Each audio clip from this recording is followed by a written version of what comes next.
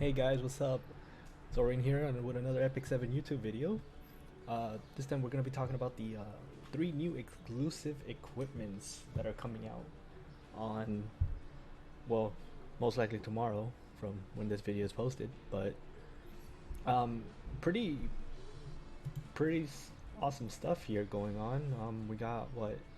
General Purgus, Hermia, and Bellona.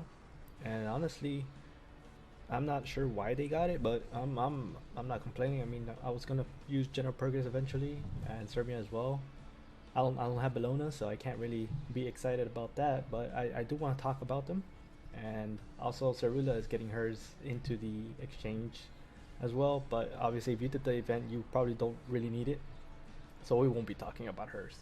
So we're gonna be talking about General Purgus first, and what my thoughts and like what I think about which ones are the best to go for out of all their exclusive equipments, or at least my opinion. And let's look into it. Let's get started. So for General Purgus right here, we have his Tear Stain badge, blah blah. It gives him health, which obviously he likes. He's a very tanky unit. He's someone that you usually run as a very tanky um, I would say speedy unit as well. You want some speed on him so he can get that stun out as fast as possible. So the first one here is 20% chance to increase defense of the caster for 2 turns when attacked. 20% chance.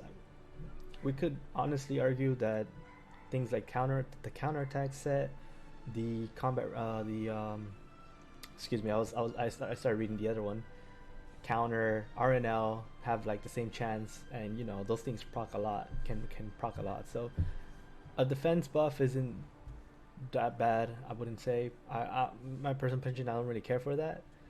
Um, the increases combat readiness by an additional 3% for his skill 2 passive. That one um, doesn't look like much, but that 3% could easily push someone ahead of someone else. You never know.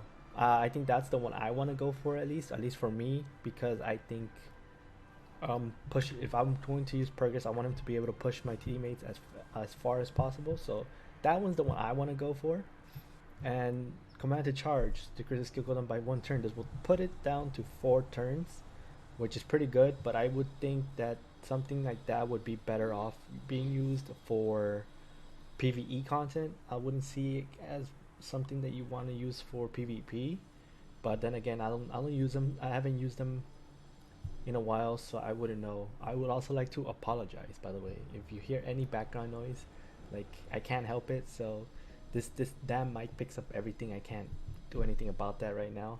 So I would like to say I apologize for any background noise you hear. But anyways, back to what we're discussing here. Um, I would like to say that the best one probably is his defense, the caster defense, because you always want him to be tanky. But for me, I would like to go for the additional combat readiness. So that's the one I'm gonna go for. If I go for his, and now we're gonna go to Sermia. Sermia here gets another boost of attack. She's already someone that has high attack, probably one of the highest in the game next to Melissa, who has I think the highest now. I think she has the highest. I'm not sure. I think maybe Ludwig has it with her. But yeah, the attack 14, another 14% is always welcome, especially with her imprint. If you get her to SSS, I think it's another 18%. So that's pretty huge. That's like what 20, 32%, 32%, right? Yeah, 32% attack. Wow, that's insane. But so her first one is playing with fire, 25% chance to grant an extra attack. Again, we can compare this to RNL procs, to counter attack set procs. So it's about the same. I wouldn't. It's okay. I don't think that's her best one though. Grants a barrier to the caster for 2 turns. Barrier strength increases proportional to the caster's attack. That's for her second skill, Hot Streak, the one where she buffs herself. That one's cool, I guess. It gives her some more of survivability, I guess. But I think the best one in this one is All In for her S3, where she will decrease the cooldown on Hot Streak by 2 turns when an enemy is defeated. This lets her basically, what this does for her is it will basically, oh man, I forgot my train of thought here. it basically lets her. Basically, it should, in theory, put her to be able to just keep spamming S3, S2, S3, S2, S3, S2 as long as you kill something. So obviously this is more for PvP. If you're looking for a PvP one for her, I would say all in the one for her all in is her best bet because her S3 already resets when you use her S2. So you basically usually Sermia has no issues destroying someone. She should be able to nuke someone in one hit no matter like maybe not whoever, but usually squishy targets show. You usually go for squishy targets with her, so you delete them.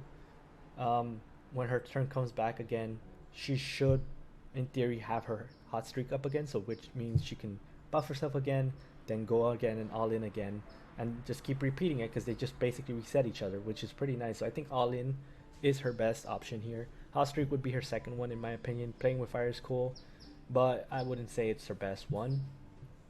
So if I were to rank these three, I would go from all in, hot streak, and then the playing with fire one. That's the order I would go for. As for Sermia, as for Bellona, um, effectiveness 8 to 16%, which is nice. She kind of gives a bit more effectiveness that she can use since usually you want her to be able to land her defense breaks. So that's pretty nice. Butterfly Fan dispels one buff from all enemies. Like I said, I don't use Bellona because I don't have her, sadly. The game doesn't like me and doesn't want to give me her after I spent like thousands of bookmarks on her. So, but whatever, what can you do, But yeah, so Butterfly Fan dispels one buff each from all enemies. That's pretty nice. That's a pretty good one. I think Bellona has like the best ones out of the three that got exclusive equipment. Razor Wind Fan increases chance of decreasing defense by 20%. I know that her Razor Wind Fan is actually a 80%, so this should put her at 100%, which is nice. And then the one that I kind of really like, if I were to have Bellona, is the Razor Wind Fan. Decrease combat readiness of all enemies by 15%. So this one is a bit different.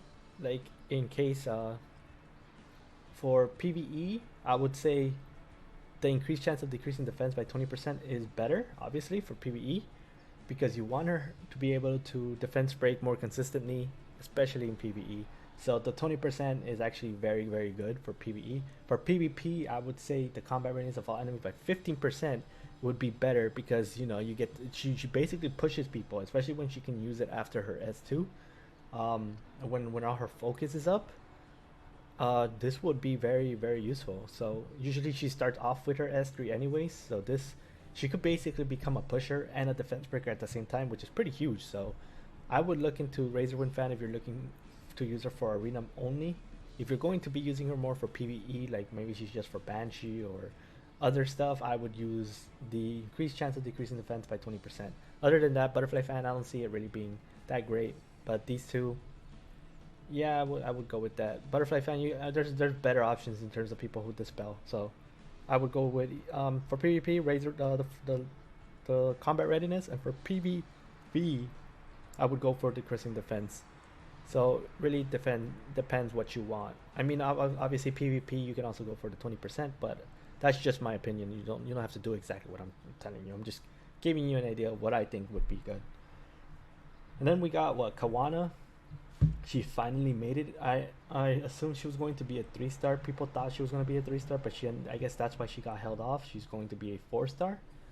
She's an interesting one actually because she is someone who focuses on fire heroes. I think they're trying to push fire into the meta, which is going to be hard when they put so many good water units. But she's interesting nonetheless. She depending on her stats, I don't know what her speed is. If depending on how fast she is a thief.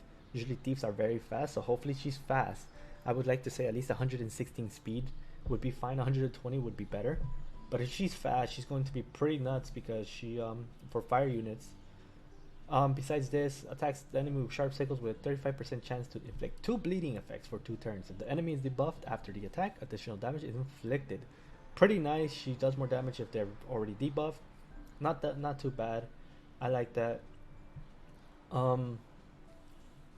If the enemy is debuffed after the attack, the additional damage is inflicted. Yeah, that's pretty good. Okay, that's just basic stuff, all that. It will increase It increases the effect to 50% from the looks of it if you were to molo her. Um, Her casual introduction attacks all enemies with a Flame Guardian, increases attack of all allies for 2 turns. When all allies are fire elemental heroes, grants all allies skill nullifier once. Like I said, they're trying to push, I guess, fire units. So this is pretty cool, I guess, for I don't know, for certain things she'd be good maybe for PvE. If you really need only fire units, this is she's gonna be pretty good for that kind of content. So I don't see a problem with that. She gives everybody skill nullifier.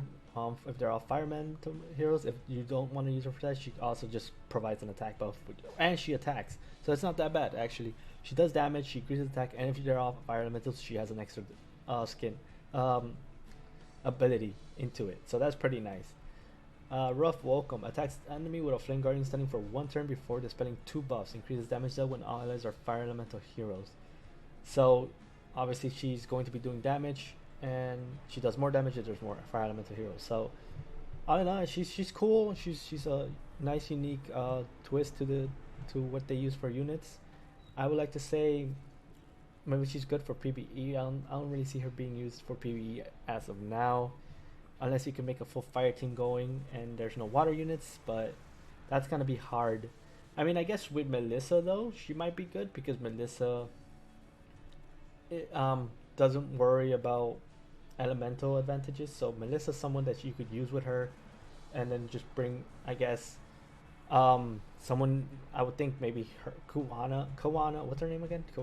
Kawana. Sorry, Kawana. Lilius, Melissa are like 3 that I could think of that would be really good. I would like to say Kayron as well would be nice with her, and all 4 of them together would be nice to have as a team on PvE. You never know, you could use those 4. It would certainly be interesting because Melissa basically can ignore the whole elemental thing, and then you can do something about it. But we'll just have to see if someone decides to use her. I'm not gonna use her because I don't have the resources. I have other things that I'm worrying about. I have Sid. I have my 2 Sids that I'm working on. I have my Watcher Shuri. Sorry, my regular Shuri and my Ruzit that I'm working on. So she's going to be held off if I do end up getting her. And other than that, stuff, just story log feature added. That's cool. I not really care about that. It was really just talking about the new exclusive equipment.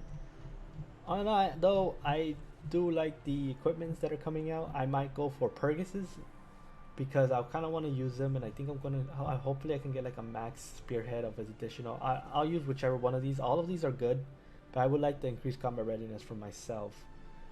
So let me know what you guys think about the new exclusive equipment. What you guys think about Kawana as well, because she looks pretty interesting. So again, I apologize if you guys had any background noise that I have to deal with. I don't have a very quiet environment to do my videos, which is something that kind of holds me back from doing my videos, because I know a lot of people want good quality when it comes to video making. So hopefully one day I can have a nice quiet area to do my stuff. But like I said, leave a comment what you guys think about Kawana and the exclusive equipment. What are you guys gonna be using for if you decide to get these? But the dogs are barking. Those are my dogs. It's just this mic that does that. Like I said, like and subscribe if you guys want more content on Epic 7. I'm also going to be making content for other things. So thank you guys, and I'll see you guys on my next video. Goodbye.